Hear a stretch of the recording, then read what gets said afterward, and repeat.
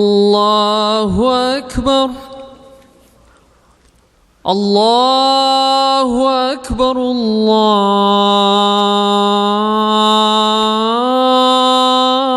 الله أكبر أشهد أن لا إله إلا الله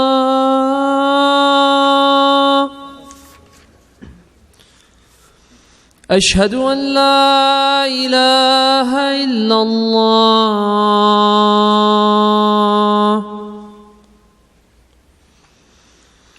أشهد أن محمدًا رسول الله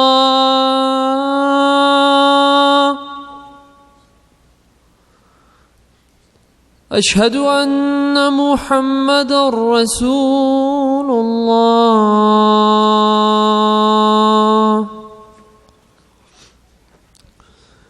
حي على الصلاة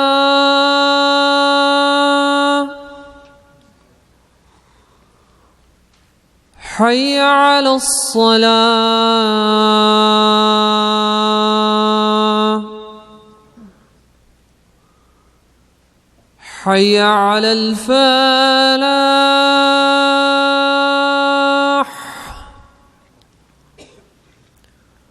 حي على الفلاح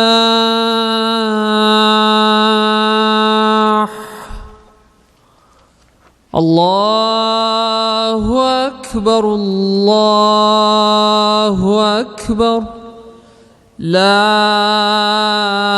إله إلا الله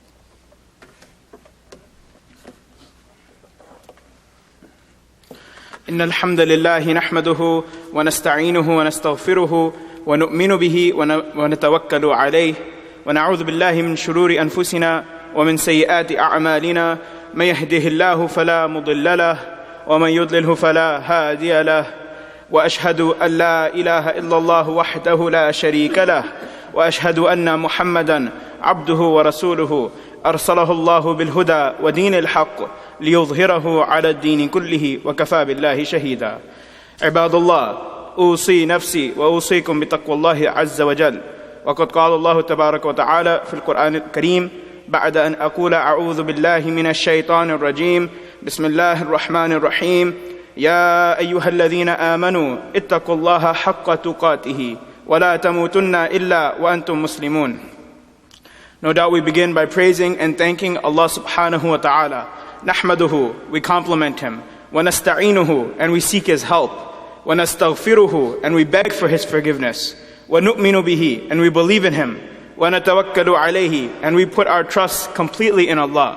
Wa na'udhu billah, and we take protection in Allah min shururi anfusina, from the evils of ourselves. Wa min sayyiati a'malina, and our evil actions and the evil consequences of our actions. Allah subhanahu wa ta'ala, He mentions in the ayah that I mentioned, Ya ayyuhalladhina amanu, O you who have already committed to Iman, O you who have already claimed to have belief, committed to believing in Iman and having belief. Ittaqullah, be aware of your relationship with Allah and be afraid of breaking that relationship. Haqqa tuqatihi, the way that He deserves. Wala tamutunna, don't give yourself the opportunity to die, illa wa antum muslimun, except that you're a Muslim. In the beginning or in the middle of Surah Taha, Allah subhanahu wa ta'ala, He mentions a story about the life of the Prophet Musa alayhi salam. Beginning with the ayah where Allah subhanahu wa ta'ala, He mentions, قَالُوا يَا مُوسَى إِمَّا أَن تُلْقِيَ وَإِمَّا أَن نَكُونَ أَوَّلَ مَنْ أَلْقَى. And the ayahs that follow that. In them is a story that we're going to be discussing today and a couple lessons from that story. In those ayat, those 5 ayat that we'll be discussing today, is a story about confidence, courage, and bravery. We know that confidence, courage, and bravery are from the utmost desired qualities from any believer, whether it be a man, a woman, or a child. We know that bravery was the badge of every prophet, and courage was the mark of every messenger. And it's something that's a very interesting quality and characteristic that we consistently find among great believers. It's something that when you think about, for example, the greatest believers that ever existed in this ummah, No doubt you would be thinking about the companions of the Prophet sallallahu alaihi wasallam. And if you were to imagine who are the best of the best, who are the best companions from amongst the best companions of the Prophet sallallahu alaihi wasallam, you would no doubt be recognizing the Muslims that became Muslim at a time where it was extremely difficult and took a great amount of courage just to even call yourself a Muslim. The Muslims that became Muslim alongside the Prophet sallallahu alaihi wasallam before the Hijrah, the Muslims of Mecca. And one quality that you find consistently amongst those best of the best believers is the courage that they had. And one of the benefits of having courage, or one of the consequences of having courage, is that people who have courage, especially believers who have courage, they have a special place in our heart. We have a special place for them in our heart. So for example, when we think about some of the most courageous Muslims from those groups of Muslims, we think about companions like Sumayya radiallahu ta'ala anha. With her words of courage, while being tortured by Abu Jahl, with her words of courage, she spit on the face of Abu Jahl, and he killed her because of that. Somebody who has a very special place in our heart, we name our daughters after her. Or when we think about Bilal radiallahu ta'ala anhu, the enormous amount of courage that he had, and the confidence that he had for the truth, at a time where the truth was looking for people to stand behind it. The bravery that he had. He taught the entire Muslim ummah that when you have bravery and you have courage and you have confidence, that no matter what's happening to you, you always have the upper hand. Bilal radiallahu ta'ala anhu was physically being tortured by his master. He was being tortured in the scorching sun. The skin on his back was melting with the dirt that was under it, and melting with the rock that was on top of him. And even though he was physically being tortured, because of the bravery that he had and the courage that he had for the truth, he still had the upper hand over the person who was torturing him. While he was being physically tortured, he kept saying, Ahad, Ahad, meaning one God, one God. And every time he said that, he was causing mental anguish to the person who was torturing him. Every time the guy who was torturing him, his master who was torturing him, he tried to torture him even more every time he heard that, because he couldn't believe what was happening. Bilal radiallahu ta'ala anhu, from the many lessons that he taught the ummah, one of the lessons was that if you have courage for the truth, then no matter what's happening to you, you always have the upper hand. And so this is one of the qualities that courage has, and courageous people have, is that no matter what, as long as they're courageous for the truth, they always have the upper hand. Another quality about courage, a second quality, is that when somebody has courage for something, it allows them to leave a legacy. It allows them to be remembered.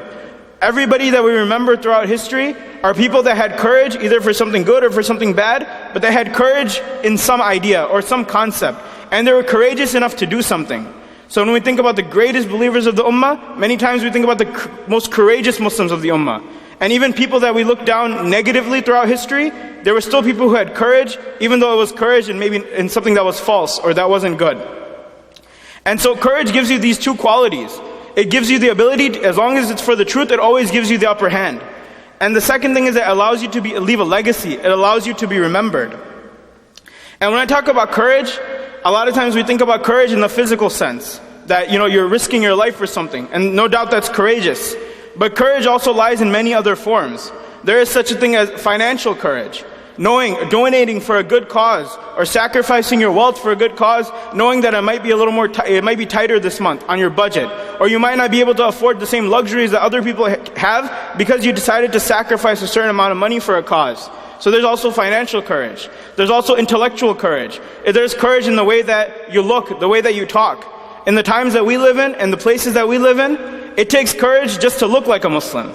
Just the way that we're supposed to look as a Muslim takes courage sometimes. And even the way that we talk, there's courage in the way that we talk. Everybody around us, our co-workers or our classmates might use really foul language. They might not use appropriate language. It takes courage to say, you know what? I'm going to find a better way to convey myself. I'm not going to stoop down to the levels of my peers. And so it takes courage in many other aspects besides just the physical sense. Also the way, it takes courage to stand for something. It takes courage to not, be absorbed by the entertainment industry. Everybody around us is dying for music and movies, but it takes courage to stand up against that. And so courage lies in many other forms besides just the physical form. And in this ayah, in these 5 ayat that I mentioned in the beginning of the khutbah from Surah Taha, we find a story from the life of the Prophet Musa a.s. that deals with an enormous amount of courage. It deals with the portion of the life of the Prophet Musa a.s. where he had to do one of the most courageous things he's ever done up until that point. And it's a very famous story, and it's explained in extreme detail in these ayat. And it's the story where the Prophet Musa alayhi salam and Harun alayhi salam, they have a competition in front of the entire nation against the magicians of Fir'aun. Basically what's happening, to kind of paint the picture that was painted from the ayat before the ayat that I'm going to be mentioning, is that there's a day coming in Egypt that's known as Yawm Zina, the day of decoration. And it's a day where there is going to be a stage, and there's going to be hundreds of thousands of people in attendance. The entire country is forced to be there. And it's a day where nobody goes to work, and nobody goes to school, and everybody has off, including the Egyptian people, as well as Bani Israel, the slave class. Everybody is going to be there in attendance. And they're going to witness something on this stage. They're going to witness two people come on this stage, and they're going to give the best presentation that they can. It's not going to be a PowerPoint presentation, it's going to be a presentation on illusion. What's the biggest magic trick that each team can do? And the team that can outperform the other team is the team that's going to be declared the winner. And whatever message they have is the message that people are going to listen to. And whoever loses this presentation, their message is not going to be heard. They get to walk away as losers, and they'll never be remembered. And so this is a pretty big deal. Musa alayhi salam is going to have to come on top of this stage, and in front of all these people, he's going to have to outperform the magicians of Fir'aun. The magicians of Fir'aun, they took months getting the best magicians from every county and every region, and they developed a team to come up with the greatest magic trick that the world has ever seen before. Because they're representing Fir'aun. And not only are they going to get credit from Fir'aun, but they're also going to be promoted. They're also going to get money. They're also going to get fame. But then if they lose this competition, they have everything to lose. They're not going to be remembered. They're going to be maybe possibly executed by Fir'aun, but they're going to be tortured by Fir'aun. And so they have everything to gain and everything to lose from this competition. And so this competition, the beginning of the competition is where we find the first ayah. The magicians of Fir'aun, they get together and they come up to Musa alayhi salam and they ask him the following question. Allah subhanahu wa ta'ala, He mentions, قَالُوا يَا مُوسَى إِمَّا أَن تُلْقِيَ وَإِمَّا أَن نَكُونَ أَوَّلَ مَنْ أَلْقَى. The magicians come up to Musa alayhi salam and they ask him, do you want to throw first, or should we be the people who go first? And in these 5 ayat, as I mentioned, it's related to courage and confidence. And it's related to what's the first step to building courage. And the next ayah, we're going to find out what happens when you try to be courageous, but then something happens that scares you. What should you do when you're trying to be courageous, but something scares you? And then the ayah after that, we find out what are the consequences, the reward of this dunya, or the consequences in this dunya of having courage. And then also the reward of the hereafter of having courage. And so the first step to building courage is actually having confidence. And we find this in the way Musa alayhi salam, he answers this question. They come up to Musa alayhi salam in a group and they ask, do you want to go first or should we go first? Meaning, do you want to do your trick first or should we do our trick first? Musa alayhi salam, he answers with confidence. He says, Allah subhanahu wa ta'ala says, قَالَ بَلْ أَلْقُوا. He says, no, you guys can go first. He answers with confidence, which is the first step into building courage, is having confidence. But also the answer that he gives is full of confidence.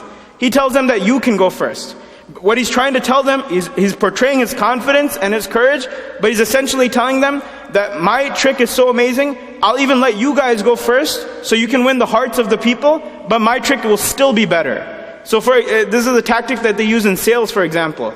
They say in sales, if you're competing against other products and you have the worst product, your product is not as good as the other product, then you should at least try to go first. Because your product is not as good as the other product in comparison. And so at least if you go first, you can win the hearts and the minds of your audience, and then they might not care about the other product. Whereas if you have the better product, you should go last. Because your product is already better than the other products. And if you have the advantage of comparing it to the other products, and in comparison to those products, your product will shine even brighter. And so it will be even better in comparison to those products if you point out the other faults of those products. So Musa alayhi salam, he gives them the answer of confidence. I have the better product, you guys can go first. Had he been nervous, he said he would have gone first. Had he been nervous, because he wanted to win the hearts and minds of the people, because his product is maybe not that good. But he has a genuine miracles from Allah subhanahu wa ta'ala. So number 1, he gives the answer of confidence.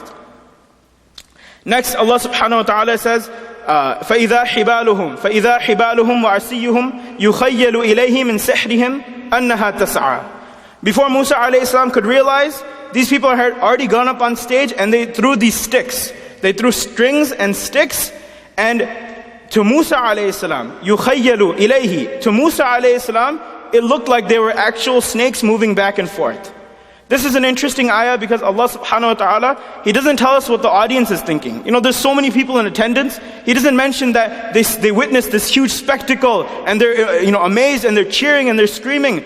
Allah subhanahu wa ta'ala, He captures the reaction of the opponents of the magician, which is Musa alayhi salam. What does Allah say about Musa alayhi salam? To Musa alayhi salam, it looked like something magical. Min sihrihim. It looked like it was magical to Musa alayhi salam. Can you imagine how amazing this trick must have been where these people got on stage, and some scholars say that it was dozens or even hundreds of magicians that got up on stage and they threw all these sticks and strings, and it actually appeared like genuinely they turned these sticks into actual snakes moving back and forth on stage. Imagine hundreds of snakes moving back and forth. And it was such an amazing feat that forget the audience.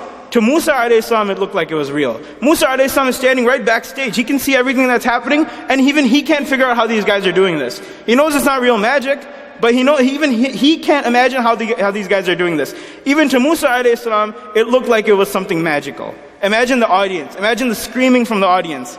Now imagine what's a normal human being, how is he supposed to react if he has to go up against this? These guys just gave the most phenomenal presentation anybody could imagine, and now he has to go up against them. Now no doubt he is the Prophet of Allah, the Messenger of Allah, but a human being is still going to get nervous. And Allah subhanahu wa ta'ala, He records this. Allah subhanahu wa ta'ala says, فَأَوْجَسَ فِي نَفْسِهِ خِيفَةَ مُوسَى. Allah subhanahu wa ta'ala says that Musa's heart started to fill with nervousness, with anxiety, with worry. He started to get scared. As a natural human being, you would get scared. But Musa alayhi salam, he does something tremendous, something phenomenal when he gets nervous.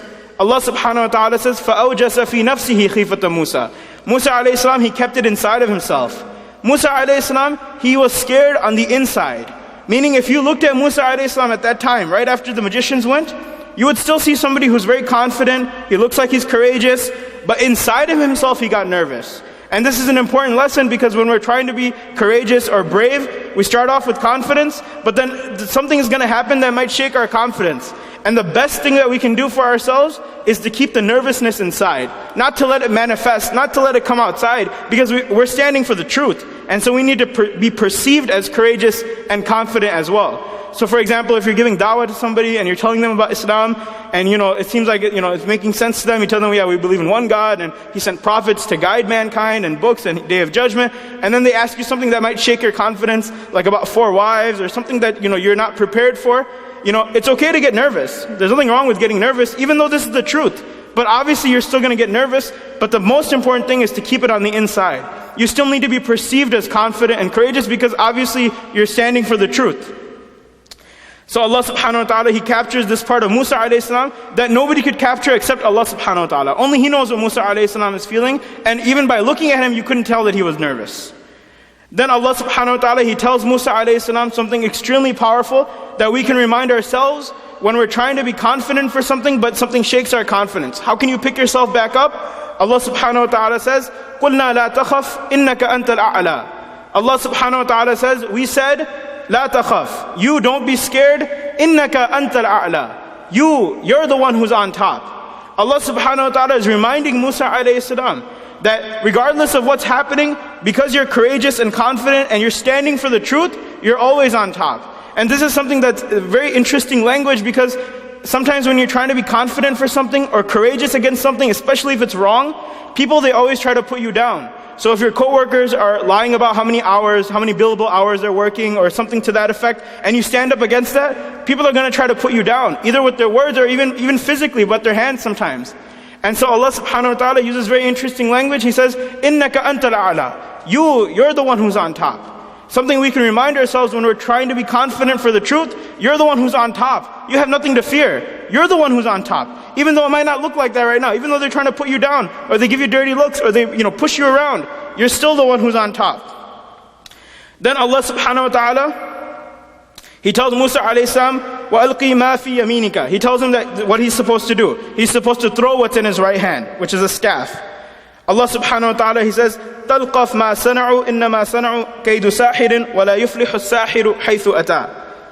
Allah subhanahu wa ta'ala, He mentions another very critical component of remaining confident and being courageous for something in this ayah. Allah subhanahu wa ta'ala says, throw what's in your right hand, it will swallow whatever they made.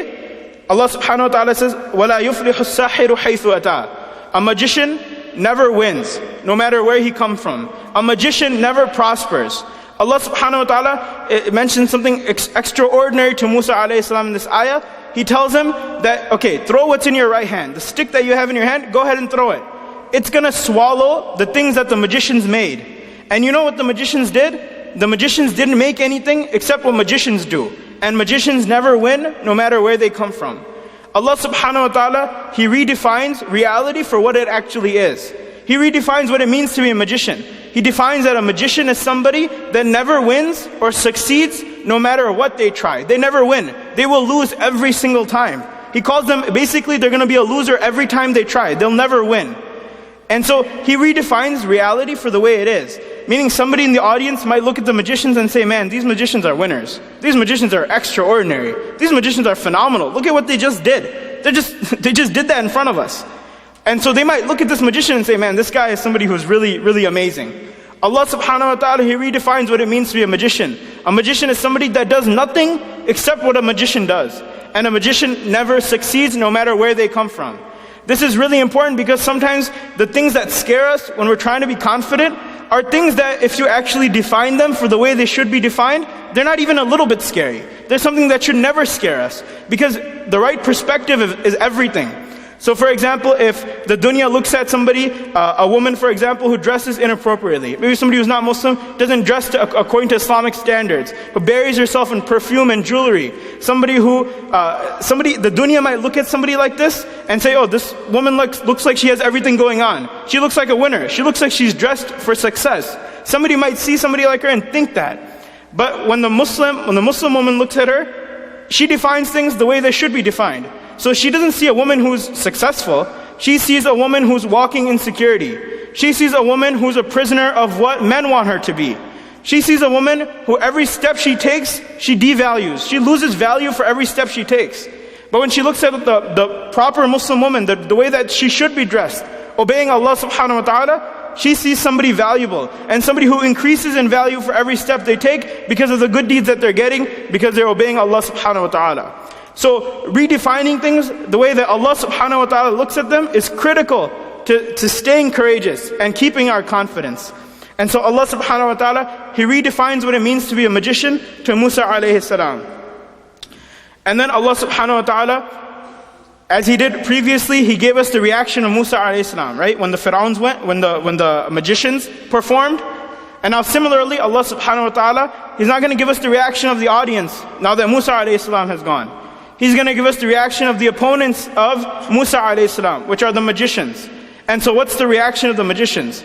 What does Musa alayhi salam do? He throws his stick, it becomes an actual snake, and it starts to engulf and swallow the fake snakes that the other magicians made. And now the magicians, upon witnessing this, Allah subhanahu wa ta'ala, He tells us, فَأُلْقِيَ السَّحَرَةُ سُجَّدًا قَالُوا آمَنَّا بِرَبِّ هَارُونَ وَمُوسَى. Allah subhanahu wa ta'ala, He captures again the reaction of the opponents of Musa alayhi salam, and He mentions that they were forced to fall down into sajda upon witnessing such an amazing feat, such an honest miracle, being experts in magic, witnessing that, فَأُلْقِيَ, they were forced to fall down, sujjadan, making sujood. قَالُوا آمَنَّا بِرَبِّ هَارُونَ وَمُوسَى, claiming and stating that we believe in the Rabb of Harun and Musa. This is the reaction of the opponents of Musa alayhi salam. And the lesson in this part is that the word courage is very closely related to the word encourage, to encourage somebody to do something. Because a lot of times when you have courage for something, it encourages other people to take similar action. And that courage is something that it basically transfers to them. They witness it, and it's something that encourages them to act similarly. And so, no doubt the magicians, they became Muslim because of the truth of the religion and the fact that Allah guided them. But the results could have been very different had Musa alayhi salam not been doing everything full of confidence, full of courage, perceivable courage. And for months He's been telling them about Islam as well, and the people around them as well. Again, with confidence and full of courage. And so that courage encourages them to do something courageous. The magicians of Fir'aun, they don't just say, okay, we'll become Muslim later. Because they see the immense courage that Musa alayhi salam has. The courage that he has to stand up in front of thousands of people. If there's 100,000 people in the audience, there's 200,000 eyes looking at him. Imagine the courage it takes to perform in front of that many people, and the fact that he stays persistent and then he performs something that they know cannot be man-made. Witnessing that much courage encourages them to do something also courageous. They do something extremely courageous. They make sajda right in front of Fir'aun and in front of an entire audience, and they claim their belief in Allah subhanahu wa ta'ala, the Rabb of Harun and Musa.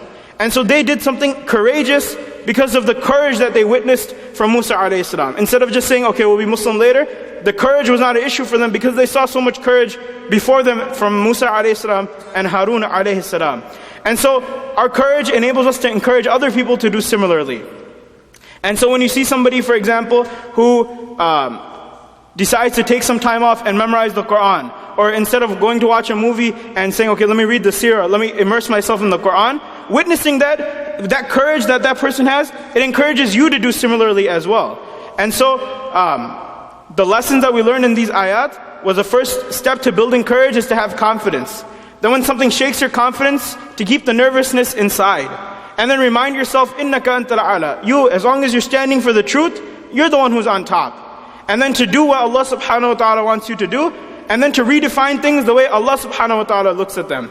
So everybody's dying over movies and music, but how does Allah subhanahu wa ta'ala look at these kinds of things? How does He judge these things? So redefining things the way that they should be defined in terms of how Allah subhanahu wa ta'ala looks at them. And then finally, some of the consequences of being courageous is that it encourages other people to stand for the truth as well. أقول قولي هذا وأستغفر الله لي ولكم ولسائر المسلمين من كل ذنب فاستغفروه إنه هو الغفور الرحيم.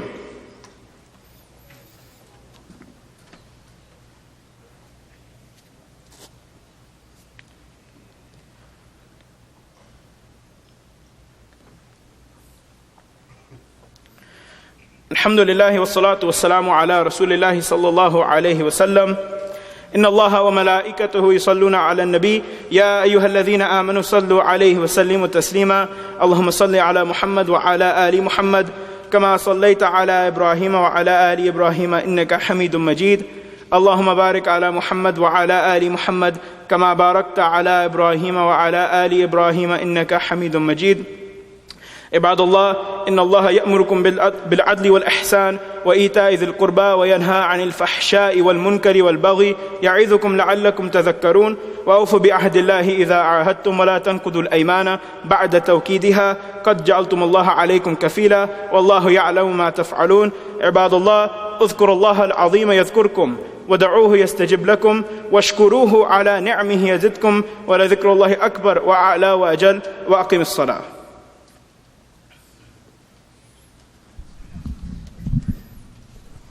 Assalamu alaikum, brothers and sisters. An update on Sister Naima's mom. She's still not well and she's still in ICU, so we need